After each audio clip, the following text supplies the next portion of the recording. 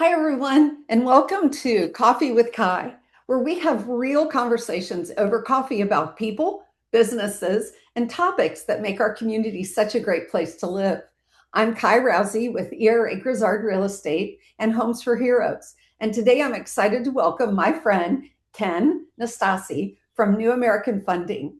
Now, if you've spent any time buying homes, refinancing, or talking mortgages in Central Florida, there's a good chance that you've crossed paths with Ken. He's been in the mortgage industry for more than 30 years, which means he's seen just about everything the mortgage world can throw at him. He's originally from New Georgia. I don't know where that came from, New Jersey. And now he calls Central Florida home and has spent decades helping buyers navigate one of the biggest financial decisions they'll ever make. One of the reasons that I'm especially excited to have Ken here today is because we met through Homes for Heroes. We are both proud affiliates of a program that gives back to military members, veterans, law enforcement, firefighters, healthcare professionals, and teachers. And while Ken is incredibly knowledgeable when it comes to mortgages, what I appreciate most is that he's also a family guy. He's a proud dad, an avid golfer and biker, and for more than 25 years, he's played baseball in a men's league, which frankly is pretty impressive considering I pull a muscle just getting out of bed in the morning. So, Ken, welcome to Coffee with Kai. I'm so glad you're here. Thank you for having me, Kai, and I appreciate the invitation. Now, Ken, before we talk about mortgages and interest rates and all the programs and everything, I have to ask the official first question, which is in your 30 plus years of mortgage business operations, what's the funniest, craziest, or most bizarre thing, or even most frustrating thing that's ever happened while helping a client? Well, I would say finding out prior to closing that a couple ended up not being married when they always addressed themselves as being husband and wife from the beginning, even though they had different last names, which is not uncommon these days, but found out at the closing table that they weren't really married. That So was interesting. that is interesting. So what happens in a case like that? Like what? In something like that, we had to stop the closing. We did have to delay it a day, but we did have to make some adjustments in the loan file. Title had to make some adjustments and things like that, but we were able to close the next day. So it wasn't, I mean, they still qualified together, so it wasn't a tragedy, but it was just a Yeah, slight hiccup. yeah. Well, what it's funny because don't you think that's something that would come up? Like, I mean, we're not legally married, but we live together. We've been together for 20 years, or whatever the case would be. But it never came up. Huh? It never came up. It was a program that we didn't need tax returns, so it Yeah, just they had their W-2s, they had their pay stubs, they had their bank statements that were joint. Everything, yeah. it just Uh, just didn't come up. They just kind of said something in passing at the closing table, and the title agent was like, "Excuse me, yeah, time out. guys." Yeah, we have to. Okay, we got to address this. Oh man, I was sweating a little bit I'm sure, and because I'm I sure do go to my that's not closings. something. So yeah, I was there. Yeah. Well, I'm sure that's not something that they teach in mortgage school either, like, how to address these last minute things. But Yeah. speaking of that, Ken, tell everybody a little bit about yourself. Like, how'd you get started in the mortgage industry? I've never really asked you that question, so I'm interested to find out myself. Yeah, well, I mean, I actually got into the mortgage industry by accident. I started off, I went to Clemson University and got a financial management degree and had aspirations of being a stockbroker and doing that type of thing. It seemed kind of attractive. But the reality is, to get into a field like that is a lot. There's a lot to it. You're going straight commission, with a telephone and a phone book and just Yeah. making cold calls and trying to pay your rent and stuff. So that didn't really work out very well. So I got into the consumer finance industry initially, which is we did mortgage loans, but they weren't like true real estate loans. It was just a different type of finance thing. But I grew into that, and a friend of mine that I worked with that left there and went to an actual mortgage company, um, told me about it, and I applied for that job, and the and that was in operations actually. So my start in the business was as a mortgage loan processor, moved up as an underwriter, and then I didn't get into that was like in 93, 92, 93, and I didn't actually get into the sales end of it until 97. So I had some pretty good years of Yeah. background on the operation side. I would say that probably really helps as you today, as you're looking at applications, you're like, okay, I know what to expect from this, what they're going to push back on, or hold on, we're going to need to dive into this a little bit further. So, as a client, I'm sure that's very beneficial to know that you've experienced all of that process. It was a great background and solid gave me a solid foundation of what I do today as far as structuring a loan and knowing what's going to work, what's not going to work, where the gray areas that we can make it work, kind of Right. thing. So it was an excellent foundation of what I'm doing today. Okay, fantastic. Well, we really have to move on to the topic of the day, the month, the quarter, the year, and that's interest rates. So let's talk about interest rates. Okay, so yesterday they announced mortgage interest rates are going up. So let's talk about why do they move so often, and what factors actually affect mortgage rates. Well, yeah, mortgage interest rates, they change daily and sometimes multiple times per day. They're influenced by a number of different economic factors. The biggest drivers are inflation, the bond market, economic growth, employment data, unemployment numbers and things like that, um, and actions taken by the Federal Reserve. Um, a common But misconception, yeah, but not just the Federal Reserve, right? correct. Yeah, that's a common misconception, is that the Federal Reserve, um, they the rates that they change are short-term overnight rates that banks lend to each other. That's what the Federal Reserve controls. That has an indirect effect on mortgage rates, but it's not there's not a direct correlation. Okay. Thank you for clearing that up because I believe most of the people that I talk to think that when the Fed does something, therefore that's what's affecting the majority of affects mortgage rates. But you're saying it's also inflation, it's also employment rates, it's also some of those other things. So that's very good information. Now, Exactly. so do buyers sometimes just focus too much on interest rates, but not enough on the overall, like, hey, I'm renting and maybe it's time to buy, my first house, but interest rates are so high. Is that what you're finding? I do. I see that a lot. And you know, I encourage to I encourage buyers to focus on whether they're financially and personally ready to buy rather than trying to perfectly time the market. There's no perfect time in the market. Yeah. Um, the bottom line is if especially the way the supply and demand goes with real estate prices, because if they're trying to time the market perfectly to get that lower rate, when that rate drops, there's going to be 10 more buyers trying to bid on the same house, and it's only going to increase pricing.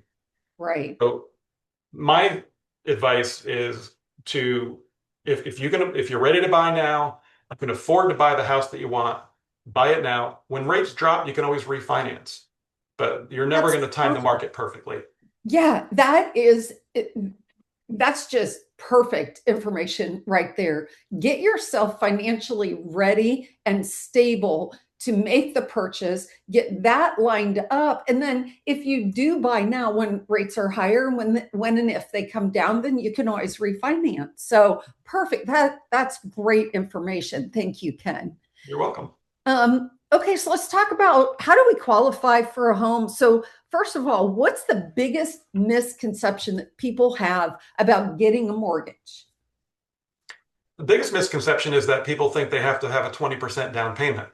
where all loan programs, or most loan programs, are much less, from as little as 0 to 3% down, depending on what loan program and things like that. So yeah, you don't need 20% down, period. Okay. So, so how much, what would you say would be a good starting point? If I'm going to buy a house and get a mortgage, what would be a good down payment to aim for? I would say, well, for a first time buyer, an FHA loan is a common first time buyer program. It's more flexible, debt ratio wise, even pricing wise. Rates are a little bit better on a FHA loan compared to a conventional loan, which used to be the reverse many years ago. But right Yeah, now, it's FHAs are priced better. But the minimum down payment is 3.5%. Um, yeah. that's fantastic. Thank you. So, what about credit scores? Because I know people are like, got some credit issues, especially during the pandemic. There were issues. So, let's talk about credit and mortgages. Yeah, people think they have to have perfect credit to qualify, where in Mhm. reality you don't. Um, you can have an average or even a below average credit score and still qualify for a mortgage. Now, granted, the terms would be better with the higher the credit scores that someone has, but they can still qualify with a lower score right now. So, give us a breakdown of what you consider, a higher, an average, and then lower. Like, let's talk those numbers. What would be a good or better than average credit score? Better than average would be about a 700 plus, 720 plus. Okay. And of course, the higher they are, the better the terms. But I would say above average would be 700 plus. Okay. And then what's average then? 650? I would say average probably between 660 and 700. Okay. Okay. So then what if I'm a 580? Could I get a loan? You can, yes. Really? Okay. Yeah. Yeah, FHA and VA loans for veterans, you can go down as low as 580 credit score with a minimal down payment. Okay. Um, if your credit score is even below 580, you can also get financing as well. Typically, you might have to put a little bit more money down, usually about 10% or more. Okay. But with a lower credit score than 580, you still may be able to qualify. Okay. So, we talked about the people who failed to mention that they weren't married, but what's one thing that really makes mortgage professionals absolutely cringe when a buyer does it before closing, right before closing? Well, two things. One is they change jobs. Okay. And second is they make a major purchase like a car, or they put a house full of furniture on layaway because they had that zero interest they saw on the advertisement, with Best Buy. Well, not that Or would be rooms to appliances. go. Yeah, Yeah. rooms to go. I've seen Best Buy too with appliances and all this stuff. Right. Um, but the oh, But changing jobs is the biggest thing because Yeah. we'll find out before the closing table because we do have to do a re-verification of employment within 10 days of closing. But Okay. we found that out before, and that can throw a wrench into it very Yeah. quickly. Or, hey, good news. I started my own business last week. That one too. Yeah, yeah. Yeah. I quit my job. I started my own business, but I'm doing the same thing. Okay, okay. Yeah. Okay, great. Yeah. Let's not do that, folks. For those of you watching, let's not do that. Not a Yeah. good idea. Don't open new credit cards. Don't go get a car loan. Wait till Mhm, after you buy the house and mhm. close and Yeah. do what you can. Mhm. Okay, so let's talk about some of the programs you mentioned: FHA, VA, first time home buyer. So, what are some of the more popular programs? Any additional ones besides those? Um, yeah, so your traditional loans, conventional FHA, VA, even USDA for those areas that are eligible for USDA financing. Those are your typical owner occupied, your primary residence type of programs, full Mhm. documentation programs. The down payment assistance programs are great for first time buyers. Florida housing, which is the most often one that I use myself, is they have their bond program offers $10,000 in down payment assistance. And then they also have Hometown Heroes, which, like you and I are involved in Homes for Heroes. There's Mhm. Hometown Heroes is the down payment assistance program. Many people do get them confused, but we can stack them as well. We can provide the benefits with Homes for Heroes and also do the Hometown Heroes down payment assistance, which offers a higher amount of assistance than the traditional bond program. Um, like I mentioned, the bond program does $10,000 in assistance. Hometown Heroes, their assistance amount is up to 5% of their loan amount. So if they're doing a $300,000 loan, 5% of that is 15,000. So it's an extra $5,000 in assistance. Yeah. And the Hometown Heroes, before I forget, is also for our heroes, our Yeah. military, firefighters, police, Okay. medical teachers, and things like that. Okay. Oh, that's awesome. Now, you mentioned the bond. Like, I know that's it's a state and then county. Can Oh, you yes. can you explain that a little bit and how that works? Because like I think it's Orange County, but it really applies to other counties. So can you talk about that a little bit? Yeah, for the Florida housing, that is the state bond program. That is in any county, anywhere in the state of Florida. The Okay. Orange County bond program covers Orange, Lake, and Osceola County. Oh, okay. I'm sorry, and Seminole County, four counties. Orange, Oh, Lake, gosh. yeah. Okay. And there are different county groups. There's one in Hillsborough County. I believe there's one in Marion County, I believe, as I think well. so. Hmm. So there are different counties that cover even though it's called as a one county program, it could cover more than one county. More than okay. Yeah. Oh, very good. And Mhm. that it is that different than the down payment assistance, or that's what that is That's what that is for that area. for that area? Okay, If you're not going through Florida housing, and basically what we would do, because they have different income limits each program. So oh, depending okay. on the buyer situation, sometimes the Orange County program may fit better than Florida housing, and vice versa. Okay, So we can very look at good. different things. Yeah. And of course, we'll put your contact information up at the end so that people know how to reach out to you so they can start the process and you can explain all of those in more detail. Mhm. Okay. Um, what is the loan program that most people are surprised to learn that they qualify for? Um, the let me think here. A lot of times it would be a down payment assistance program. Mhm. Um, You because don't have to be a first-time home buyer for that? you do for Okay. that program you do in most cases. We also have some internal programs outside of Florida Housing and Orange County Okay.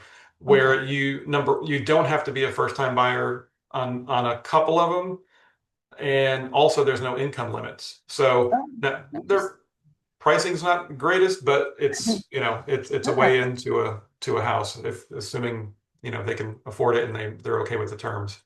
Okay. Awesome. Well, you mentioned, excuse me, Homes for Heroes or Hometown Heroes. See, even I'm getting them mixed up. So you Yeah. mentioned Hometown Heroes, but you and I actually met because we're both affiliated with the wonderful program Homes for Heroes.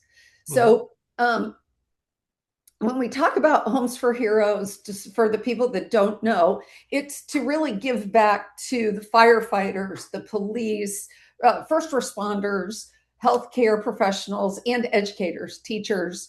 and then, of course, military and veterans. So I know why I became involved in it, but tell us, Ken, what made you become an affiliate with Homes for Heroes? Um, a colleague of mine introduced me to it. He started off doing this a few years ago, and he's doing great with it. But when I think about it, when I think about the careers that are in the hero categories, they're some of the most challenging careers that the average person wouldn't choose to do. Right. And I think it just takes a special person to do any of those careers, and I feel it's just my way of giving back. So I was almost going into the military when I was in college. I was in ROTC for 2 years, and I didn't continue, and I regret it to this day. So anyone that I see wearing a uniform, whether it's military, police, um, and the other, I just have the utmost respect for them, and I just this is based on my career. This is how I can give back. So that's why I'm doing it. Yeah, for those of you who are not familiar with my story, I'm married to a retired Air Force veteran. I'm very involved with the American Legion Post 347 with their auxiliary, and I have just a heart for veterans. But as you said, Ken, I also believe that all those people that we mentioned are not any jobs that I would ever want to do, and I have the utmost respect for. So I agree. I did it so that I could give back. So when we talk about Homes for Heroes, what are some of the perks if I am in one of those occupations, the mortgage side, because I know what the real estate side does, but what does the mortgage side do for those folks? We give a lender credit towards the buyer's closing costs, Oh, or discount points to help them buy their rate down. You know, because in the okay. market that we're in right now, with where interest rates are, everybody wants a lower rate. Which so Yeah, I can either do um, a lump sum credit towards their closing costs, or buy down their discount points, and or a combination of both. I mean, I and you know so that's how that's really the only way a lender can do yeah. that, provide a benefit.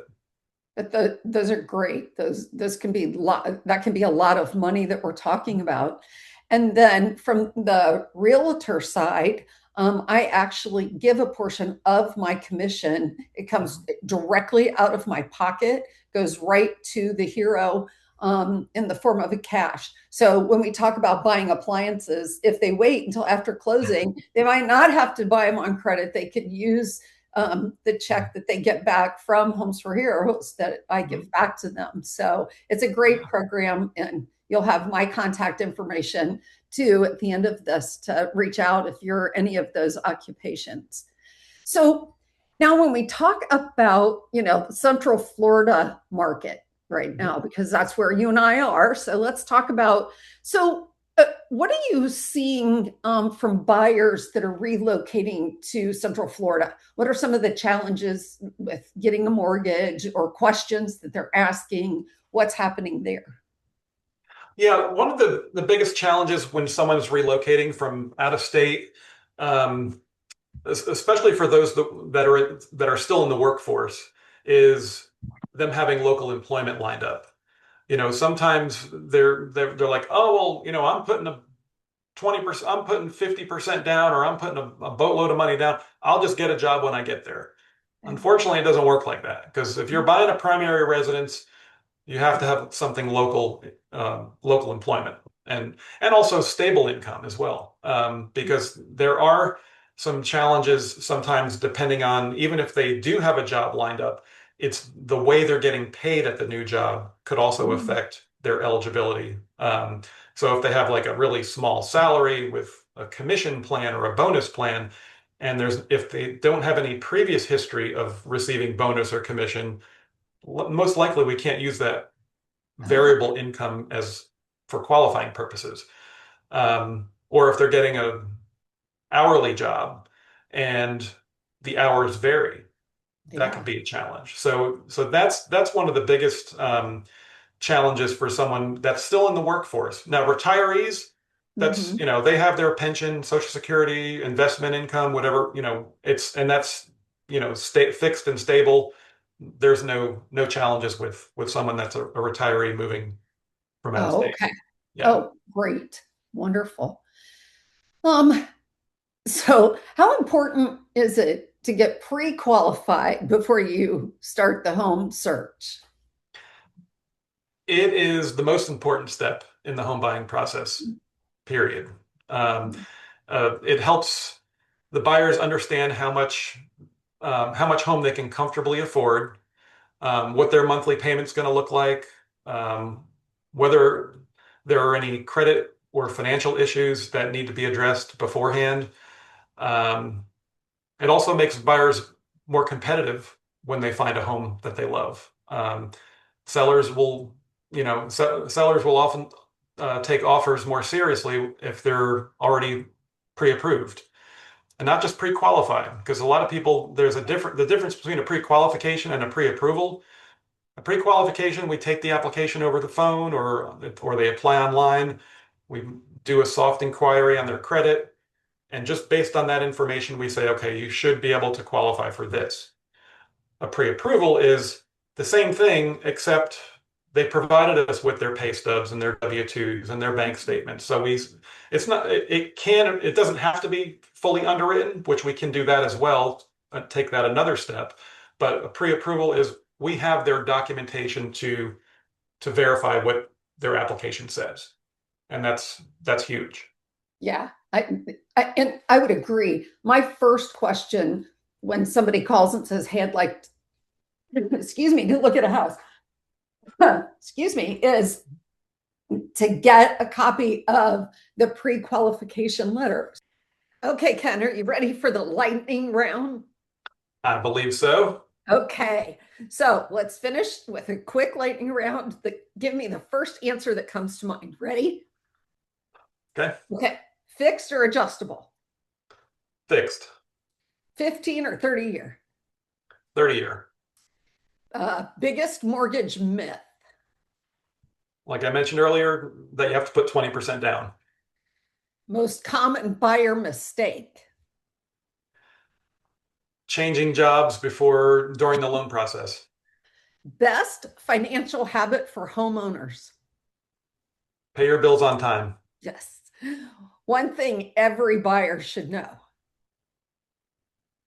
Oh, wow. Yeah, they don't have perfect credit. All right, Ken. And the final question, if someone watching today only remembers one thing from our conversation, what do you want them to remember? Don't let the headlines or assumptions keep you from exploring home ownership.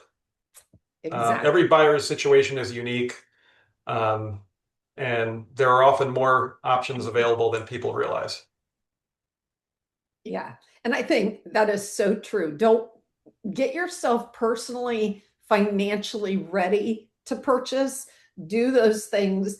Get a pre-application started because you don't know how long it's going to take. As you mentioned, there might be things that pop up in their credit report that they didn't even know existed, and they can get Exactly. those things cleared up in a timely manner, and then that way they're ready to go.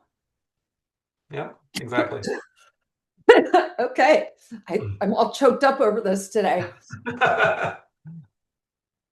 Ken, thank you so much for joining me today and sharing your expertise. If you'd like to connect with Ken Nastasi at New American Funding, his contact information is up there, and I'll also put it down below.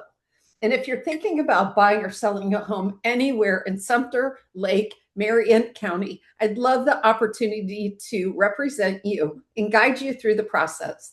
Thank you for joining me for another coffee with Kai. I'm all choked up here. And remember, one more thought before your coffee gets cold. The best real estate decisions are not based on headlines or guesswork. They're based on good information, thoughtful planning, and having the right professionals in your corner. See you next time.